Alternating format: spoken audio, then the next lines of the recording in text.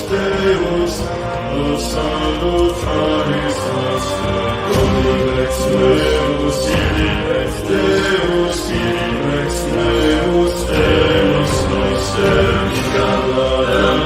Dominus Nostre, Angeli, Ave Paterti, Laudem Domino Maestatis,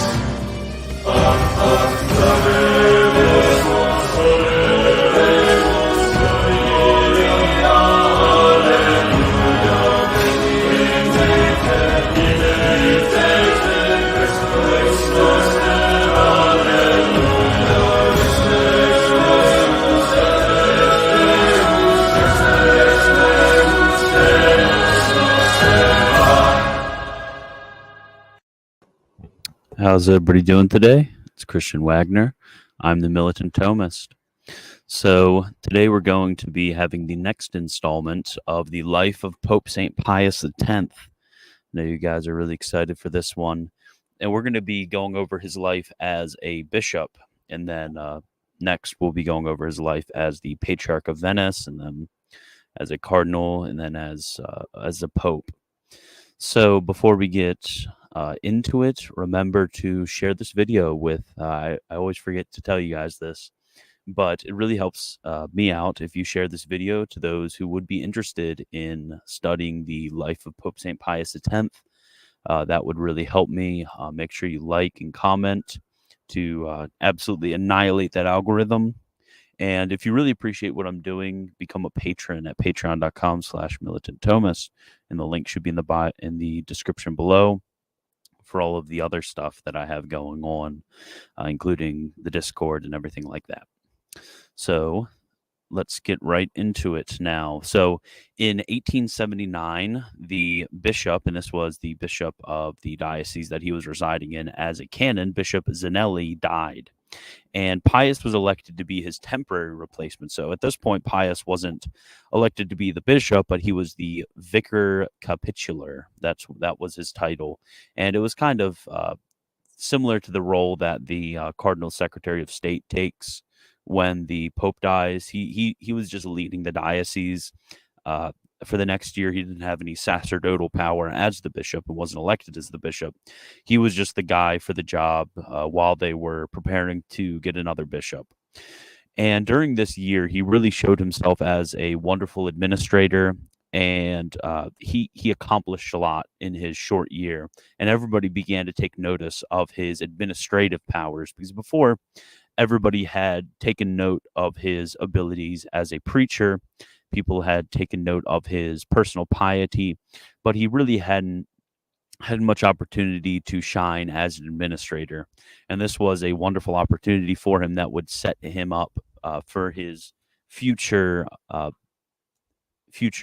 as a bishop, and then obviously as pope, because administrative abilities are very important.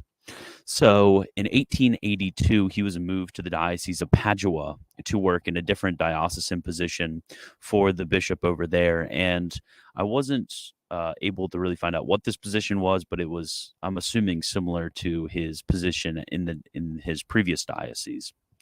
And then in 1884, so this was 5 years after he had this job as the vicar capitular, he got a mysterious call to the bishop's private chapel.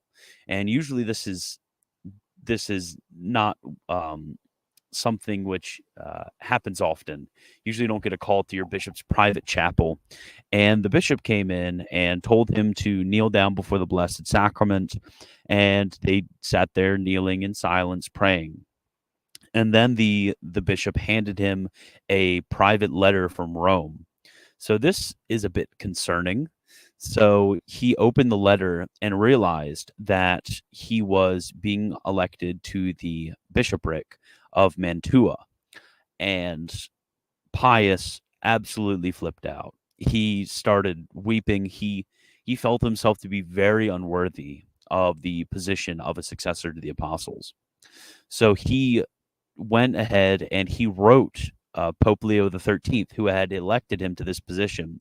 And he said, look, I am the worst of the worst. I am a terrible administrator. I am impious. I am the absolute worst. And I do not deserve this position as a bishop. But Pope Leo XIII, nevertheless, was not convinced of Pius's arguments, and Leo XIII went ahead and told him, under pain of mortal sin, that he had to take this position as the Bishop of Mantua. So early in November, Pius set, and this was in 1884, Pius set out for Rome, and then on the evening of November 8th, he was received personally by Pope Leo XIII, and he got to know Pope Leo XIII and got to chat with him. So that was nice. And then on the 16th, he was consecrated a bishop in St. Peter's, and he remained in Rome for another 10 days, finally on the 29th, returning to Treviso. And on this trip back, there's another funny story of kind of Pope Leo, not Pope Leo, Pope Pius's personality coming through. So there were two men on the train to Treviso talking, and they expressed how disappointed they were in the new bishop, which was Pius. And they said that he was probably some country bumpkin. He was probably stupid. He probably was not a good administrator, and they were just ranting on this train. So Pope Pius walks over and he starts going on about how bad the new bishop is, which was obviously himself. And he went over all of the attributes that a good bishop should have, and he compared them to himself and said that this new bishop is going to be the worst bishop that you will ever have. And the two men on the train, they were like, yeah, this new guy, this priest that I've met on the train, he should be the bishop. He seems like a very bright guy. He seems to know what is needed to make a good bishop. And Pius is like, no, I don't think I'm up for it. And then Pius walked away. And the guy that was with Pius went up to the two men, and the two men are like, what is that guy's name? Because obviously back then you didn't have readily available pictures, so nobody really knew how their bishop looked like. Nobody knew how any of these guys looked like. But the guy with Pius answered, well, that is the bishop-elect of Mantua that you were talking to.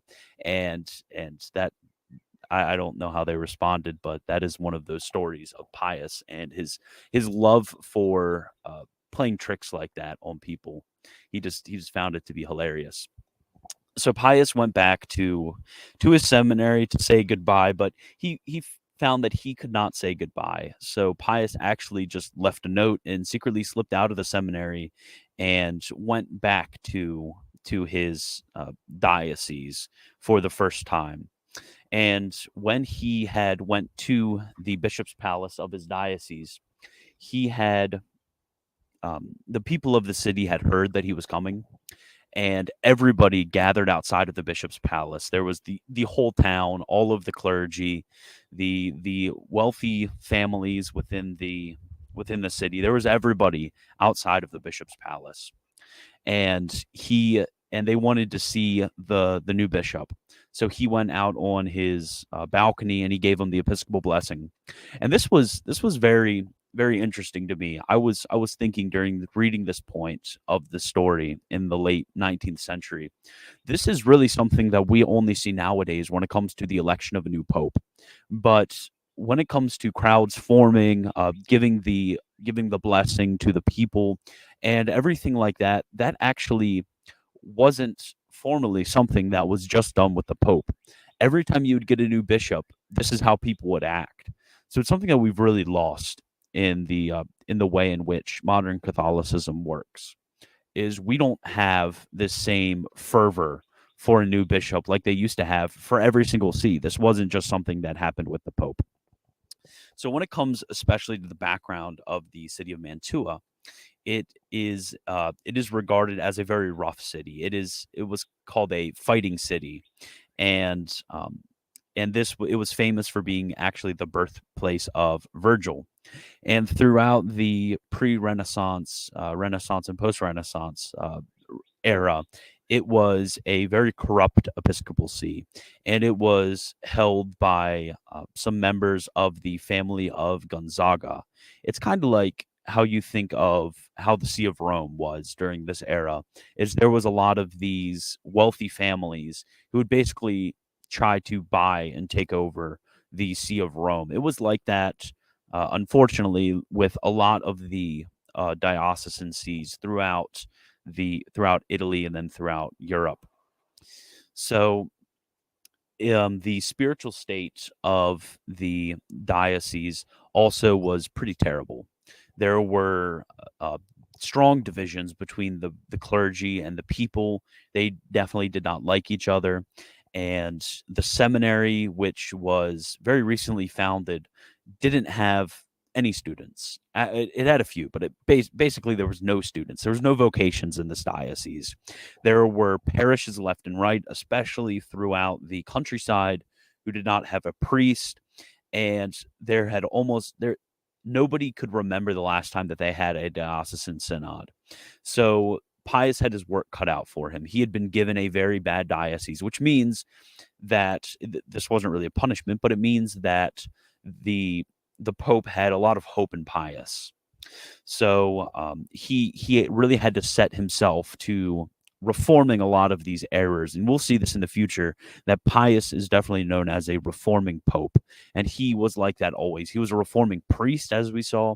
He was a reforming rector of spiritual director of the seminary. He was a reforming canon. He was a reforming vicar, and he's a reforming bishop. And this will definitely we see a lot of these threads setting themselves up for the great success that he found in his papacy. So here's a section from his first pastoral letter, which I thought was absolutely amazing to set up his future episcopal ministry in his diocese. So he wrote, quote, I shall spare myself neither care nor labor, nor vigils for the salvation of souls. My hope is in Christ, who strengthens the weakest by his divine help. I can do all in him who strengthens me. His power is infinite, and if I lean on him, it will be mine. His wisdom is infinite, and if I look to him for counsel, I shall not be deceived. His goodness is infinite, and if my trust is stayed on him, I shall not be abandoned. Hope unites me to my God, and him to me. Although I know I am not sufficient for the burden, my strength is in him. For the salvation of others, I must bear witness, face dangers, suffer offenses, confront storms, fight against evil. He is my hope.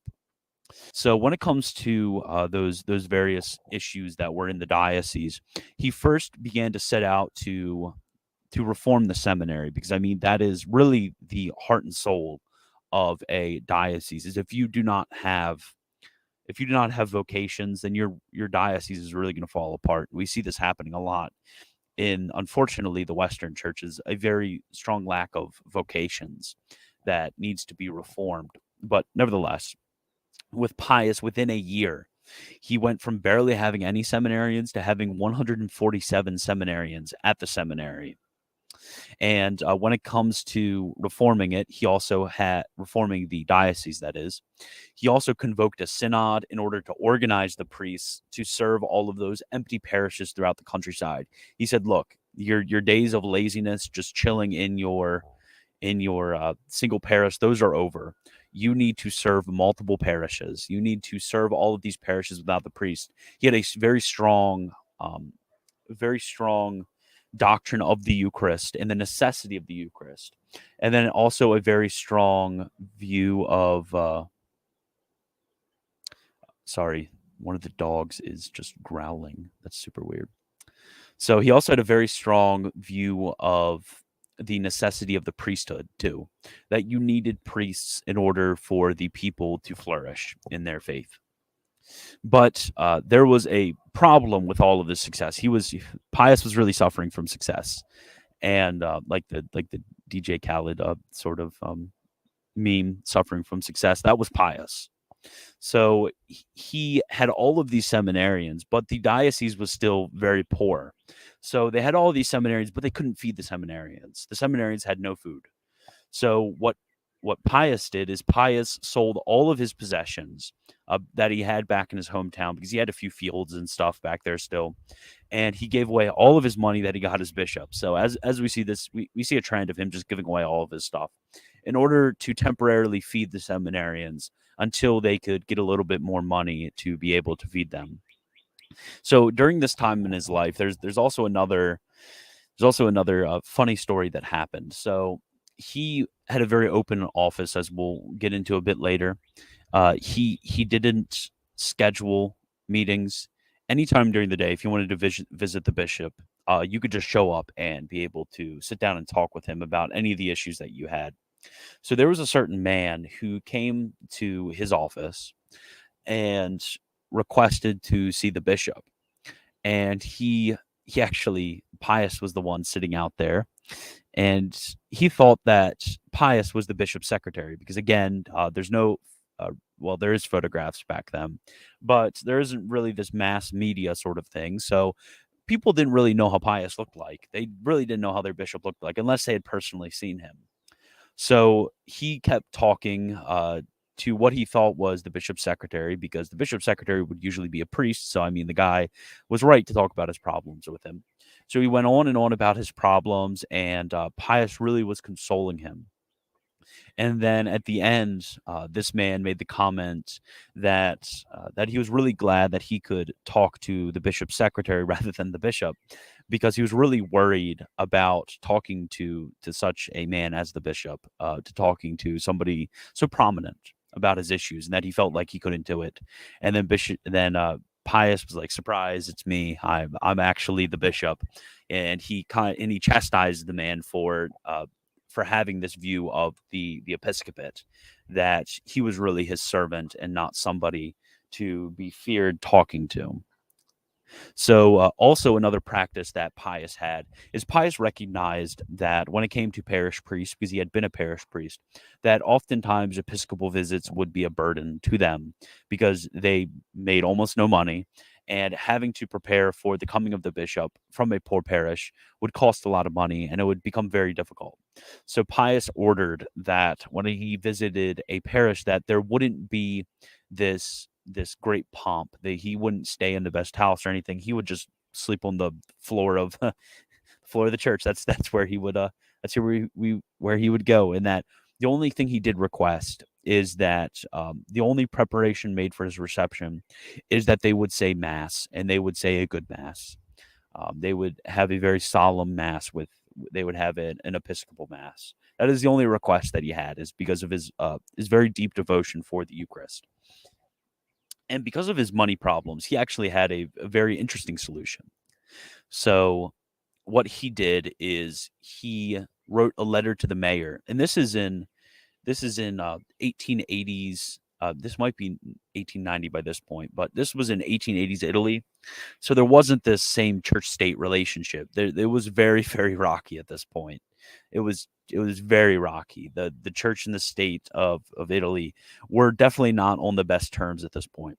But he wrote a letter to the mayor, and formed a sort of local church-state relationships, a sort of diocese-town relationship, where they would have this almost crypto union between the locality and the diocesan authorities. So I thought that was an interesting way of going about it, to be able to build again this sort of integralist model of society, is being able to have individual bishops and then individual politicians, local politicians, be able to come together. And I thought that was very interesting.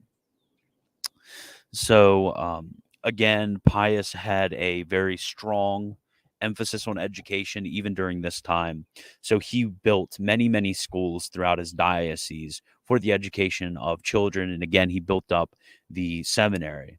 And interestingly enough, going back to his pastoral visits, something that Pius would do is this is absolutely a boss move. So he would go and he would catechize the kids himself. He would go through the catechism with them. He would question all of the kids himself to make sure they were ready for confirmation. And he would reject them if they weren't ready for confirmation.